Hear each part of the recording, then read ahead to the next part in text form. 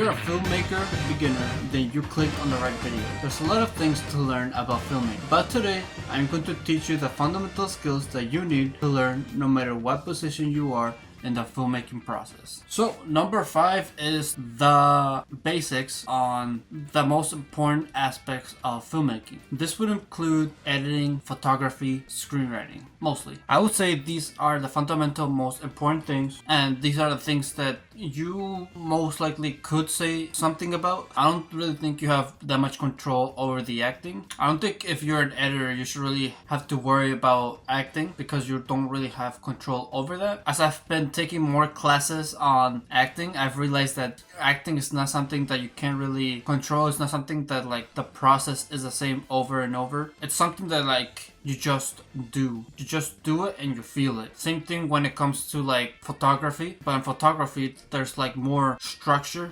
to it, whereas in acting there isn't. But it's important to understand the basics when it comes to these things because you want to give feedback on others. You want to make sure that they don't, like for example, if someone messes up, like for example on the script or something, and you're gonna have to want to point that out. You're gonna have to point out that mistake, because if you don't and nobody else does, then it's gonna show in the film. There's nothing wrong in questioning other people's work as long as your intentions are clear, as long as you are nice about it, as long as you show that you want to help. That's all that matters. But you have to make sure that you say it in a nice way. There's a lot of people who just say it and like, you know, say it maybe seriously without emotions, like, hey, you made a mistake, fix it.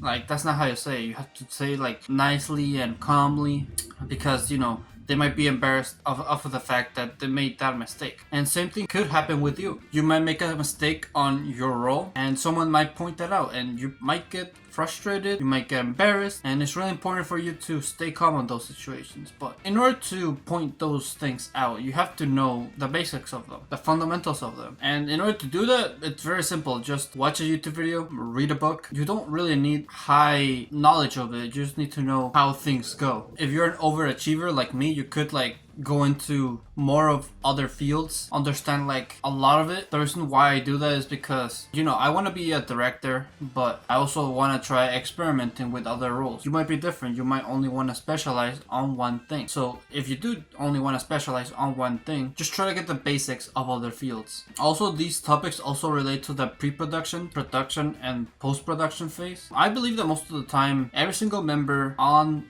the team should have some sort of knowledge when it comes to every single aspects of them. Like, everyone should know pre-production is going to be this, production is going to be this, and post-production is going to be this. Everybody should know that. If they don't, then that probably means that they're not really doing a good job on the teamwork. Your movie's going to fail because of that. Filmmaking is all about teamwork, and if you don't execute that correctly, your team's going to suffer and your film's going to suffer. Number 4, discipline. So to define discipline is pretty much do the hard work, especially when you don't feel like it. You use discipline every day, of course, to get up out of your bed, to brush your teeth, you know, to do hard things. Like, you could just not do it and be lazy about it, but you do it anyway because it's hard and it feels good doing it. Like, it feels good finishing a hard task, pretty much. But discipline most of the time leads to patterns, leads to routines, and so you have to ask yourself, is the patterns and routines that you do the ones that help you become a better filmmaker? You know, are you reading books? Are you filming every day? Are you focusing more on networking? But no matter what I recommend the most for filmmakers and maybe people like everybody in general is have the habit of doing both meditation and having a better diet. The reason for it is because these are things that are gonna make you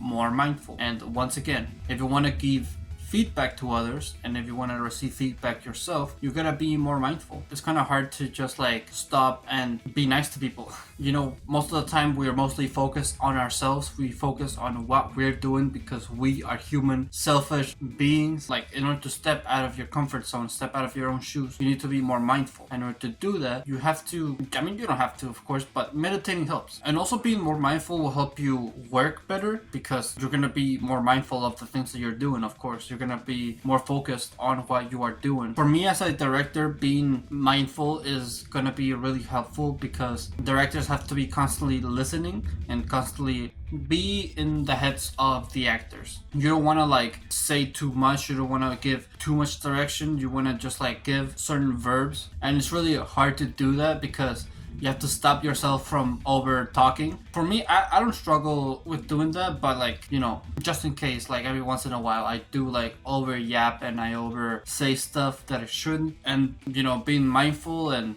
you know, having more of a control over my mind, it's gonna help me do that. And in order to be consistent when it comes to being mindful, meditating, and having a better diet, is through first having discipline to do it. And in order to have discipline, you have to be mentally healthy first. There's obviously outliers, of course, but I have never met a depressed person who's also disciplined. I find it that like the more mentally healthy you are, the more disciplined and hardworking you're gonna be, of course. In order to be mentally healthy, you have to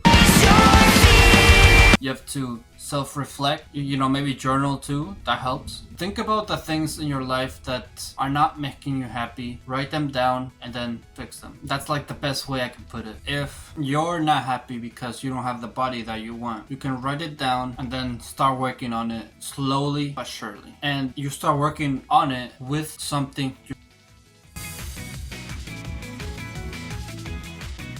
overload, slowly build up a better diet. Eventually you're gonna be much more healthier. You can apply this same thing to other aspects of life. If you want to conquer your stage fright, you like go first like to a smaller crowd, and then over time you build up all the way to a bigger crowd. That's how I see it, and that's like the best way to do it, because like people want to jump all the way to like the heavyweight, like they want to be already at the top, which you can't do. So I would say this is like the best way to do it. Number 3 is speaking skills.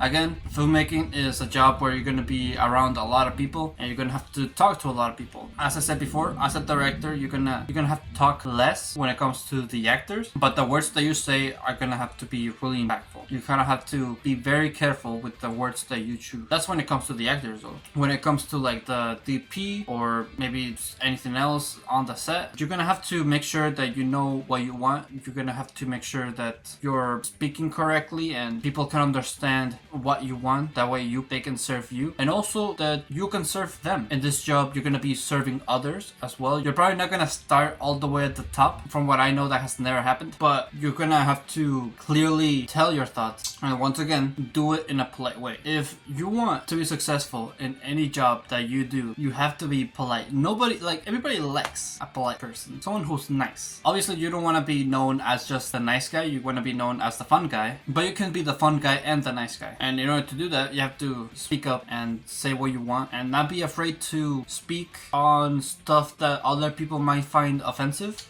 We live in an age where there's a lot of snowflakes. Nobody can take anything. Don't be that guy. Be confident enough to say your opinions. You might get rejected for it, but you shared it and that's all that matters. Who knows? Maybe that person might second guess it. But you need to say what other people need to know instead of what they want to know. Because what they need to know is probably going to be more painful, but it's probably going to end up with the best result. But once again, do this in a kind way. The last thing you want is to make enemies at the workplace, because if you make enemies in the workplace, this is going to make it so your job turns into corporate style thing rather than a passion thing, and that's like the worst thing that you can have, is making your job boring and uncomfortable. You want it to be fun, engaging. When making enemies and being rude to people, it's going to get in the way of that, so be nice. Number 2, creativity. So not a lot of people think that you can level up the skill of creativity, and while that is somewhat true, I do believe that you can, but it is through a very simple answer. You're probably gonna know my answer already. Can you take a guess? It's through making creative content. Of course. Who would have known that the best way to be more creative is through making creative things? Like, for example, if you're a painter, you're probably gonna become more of a creative painter by making painting. Creativity is something that doesn't really need explaining when it comes to filmmaking. You can know when something's creative. You can tell when like someone has a good idea. You can just tell by watching the film that they make. And depending on the idea, it can make you millions. There's like lots of ideas in YouTube as well that like go viral and make you lots of money. So that's why I believe that you should write down every single one of your ideas. Even if it's dumb, just keep a list. I don't know why I never did this before, but now I do. I sometimes, get thoughts in my head of like video ideas that I should do, and I write them down. I want to eventually move on from this and make it so I do with films. When it comes to films, I feel like it would be better if like you have like a storyboard or like an idea of the story that you're gonna have, and then just constantly think about ways in which you can present your story, and then just write it down. That way you won't forget. You know, maybe also at the end of the day, maybe set some time aside in order to review your ideas, make it so it sticks on your head more, and then when it comes to time to execute it, you then execute it, and then it's great, and then you get $1 million, and then you live happily ever after.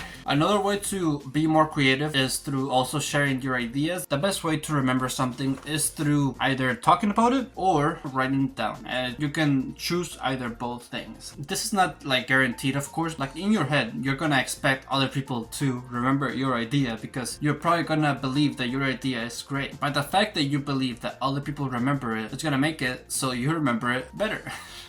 And they probably won't remember it, but you will. Also expect that whatever your idea might be, expect it to already be based on something. We humans tend to copy a lot, and the way that you copy is not gonna be one-to-one as the thing that you're inspired by, but that's how human race has been for the longest time. We are inspired by the past and we make something new in the future, which is kind of similar but somewhat different because it's our own. That's how it usually is. Just don't copy one-to-one. That's like boring and it takes a lot of work and not worth it at the end of the day. So just make your own thing. Last but not least, number 1 is teamwork skills. You could probably guess by the previous steps, and I mentioned it in every single step, but teamwork is one of the most important aspects when it comes to filmmaking because you're gonna be working with people. No matter what role you do, you're gonna work with people. This means that you need to learn how to get along with others. This means that you need to learn how to be friendly, as I said before. You need to learn what other people need, what other people want. You need to learn how to serve others. If you're antisocial and if you don't like being around people all that much, then this job is probably not going to be for you. Sure, you could make films by yourself, of course. You could like film by yourself, be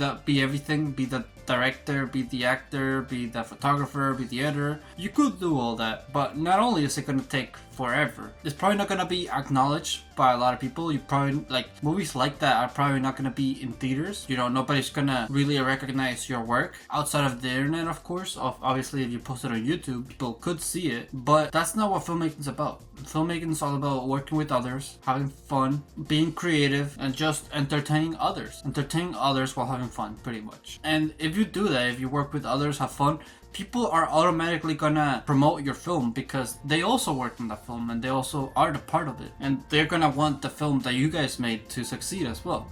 Whereas if you're by yourself, people are not gonna promote it. Why would they give two shits about it? You know, a lot of people have this main character, like they're the main character mentality. I was like this a long time ago. I thought like, if I work by myself, if I did everything, I'll eventually succeed. If I succeed, I'll make a lot more money by myself because all the money goes to me. Obviously, that's not the case. You make much more money if you work with others. It's just a fact. But in order to find out if you like working with others, I recommend you try filmmaking first with a team. This is why I also recommend you go to film school, because in there you're gonna be forced to work with a team. And if you do that, you're probably gonna find out if filmmaking's for you. When I worked on a team, I just had a lot of fun. Our professor was like, okay, make a film, go. And so, you know, we just started making films, just started coming up with ideas. It was like, okay, this is a story we're gonna tell. We're gonna shoot here. We're gonna do this, that. You're gonna act like this. You're gonna, you know, we're gonna edit it like this. It was just a lot of fun. Just like fun going back and forth on ideas and then executing it, seeing the result and seeing how fun it is. It's all about teamwork. And, you know, the best way to level up your teamwork skills is by working with others. You know, working with others can also give you feedback, improve on the aspects that you lack of, like someone else can point that out. You can improve on that, and then the chances of you doing it again will be lower because it'll be automatically in your head. It's just like, it's mostly like a win-win if you work with others. So make sure to work on that skill no matter what. Be more social, like compliment someone at the gym, you know, start a conversation with people, value others, like ask yourself what is it about that person that makes them special, and try to just get to know people. So yeah, with that, thank you for watching this video. If you would like to, make sure to leave a like, subscribe if you're new or if you like my channel, and always remember to live your life like there's no tomorrow.